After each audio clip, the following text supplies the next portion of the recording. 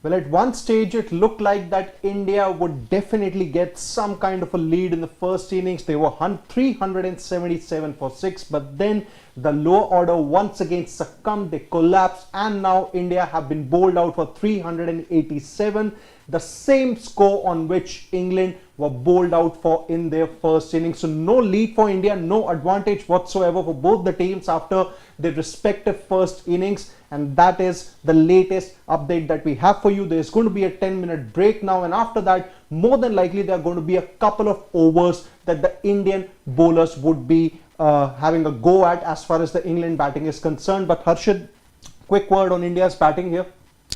Yes, you're right, Gulati. It did look like India, that tails, if not going to wag a lot, but then definitely move a bit and cause some sort of trouble to England. But that wasn't unfortunately the case. From 376, 11 runs is all you manage and you lose your last 4 wickets. Couple of good performances over there, and the meltdown began once Ravindra Jadeja was back in the hut.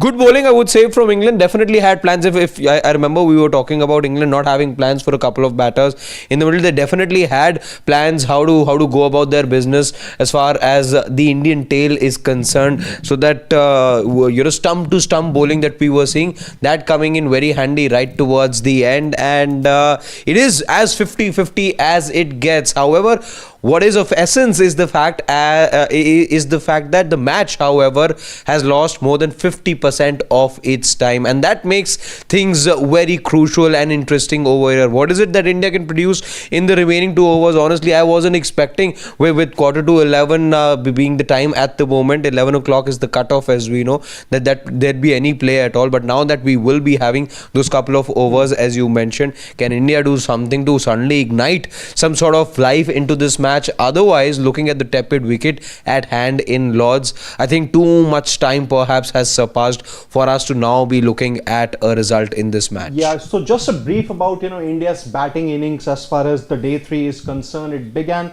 on a pretty good note for India. Rishabh Pant and KL Rahul doing bulk of the scoring there, but Rishabh Pant falling just at the stroke of lunch. But shortly after the first session, it was KL Rahul who brought up his 100 at the Lords here. It turned out to be a magnificent moment for the Indian opener, but he also fell immediately after getting to his 3-figure mark. But after that, it was the resilience shown by Ravindra Jadeja, who continued his good batting form in the series, scored another 50. There was some kind of resistance shown by Nitish Kumar Reddy also. Washington Sundar chipping in also with a crucial 20. But apart from that, nothing to show from the low order there. And as a result of it, India have been bowled out for 387. In case you're just joining us, well, there's still going to be some amount of play here, maybe a couple of overs for India to bowl at as far as the England batting is concerned. So who do you think, just a quick question before maybe we wrap things up here, that apart from Bumrah, who should be the other bowler to be,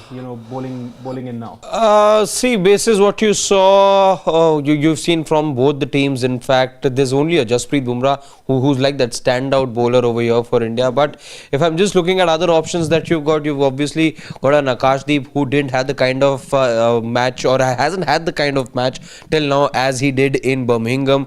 And looking at what proof we got from the first innings, Mohammad Siraj did look the better bowler between the two of them. So I'm going to go with Siraj, and I expect these two guys also basis seniority, experience as well.